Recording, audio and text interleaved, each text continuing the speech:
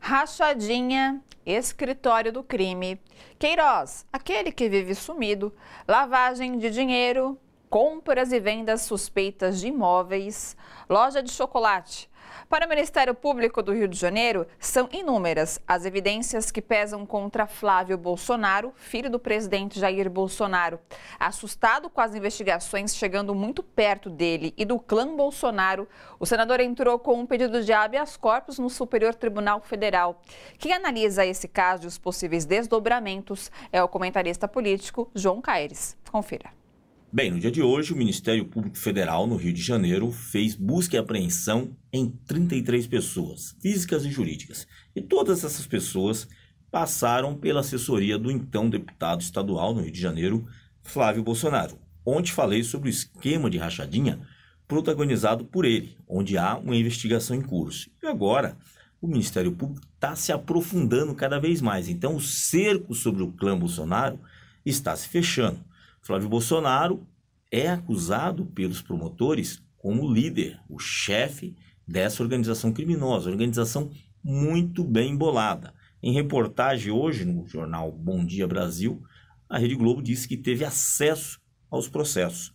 E no processo ela destrincha várias coisas, onde os promotores falam abertamente que tem provas cabais, não é convicção pessoal. Muito pelo contrário, são provas obtidas por meio de interceptação telefônica, diálogos entre ele, Fabrício Queiroz, aquele que a gente sempre pergunta, onde está Queiroz, né?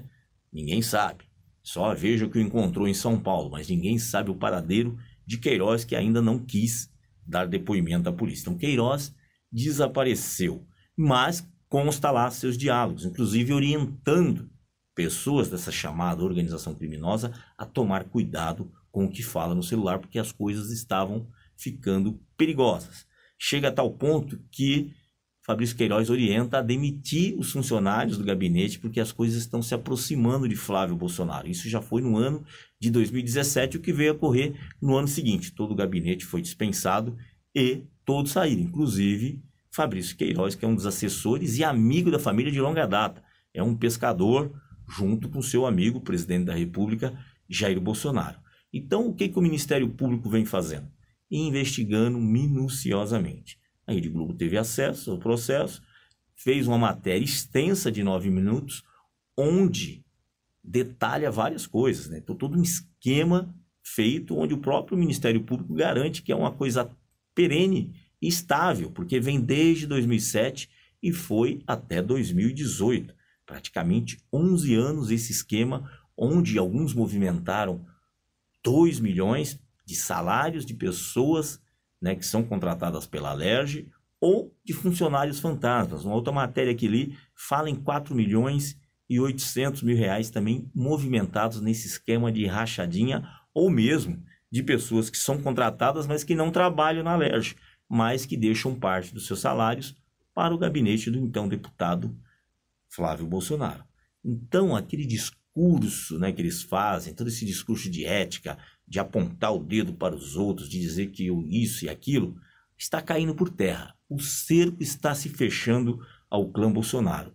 E alguns aliados já dizem, né, que, apesar de Bolsonaro dizer que não tem nada a ver com isso, que ele não sabe dessa história, apesar de estar envolvido o filho dele, mas todo mundo sabe que Queiroz é Jair Bolsonaro. Ele é mais Jair do que Flávio. Então, se Queiroz está envolvido nessa questão, e as interceptações telefônicas mostram isso, Bolsonaro deve saber sim. Afinal de contas, é amigo de longa data. Então, não adianta Bolsonaro fugir. Ele acaba passando o recibo de algo que não foi pedido. Capitão Adriano está envolvido. Fabrício Queiroz envolvido. Capitão Adriano, cabe relembrar que foi homenageado na Alerj, na Assembleia Legislativa do Rio de Janeiro, por bons serviços prestados, porque ele foi do BOP. Mas, hoje, o Capitão Adriano é apelidado pela Polícia Civil de Janeiro como o chefe do escritório do crime, uma espécie de matadores de aluguel e milicianos de uma região lá no estado do Rio de Janeiro. Então, essas investigações têm que continuar e chegar a contento, e assim cai por terra todo esse discurso falso moralista de Flávio Bolsonaro, inclusive da família Bolsonaro, que ganhar a eleição né? A família Bolsonaro ganhou a eleição apontando o dedo para os outros, fazendo esse discurso de ética, de moral, que eles, pelo jeito, pelo que está constando nos processos, não têm. Gente, bora fortalecer a TVT? É só clicar em inscrever-se e depois clicar no sininho. Pronto! Assim que pintar notícia nova, você fica sabendo no ato.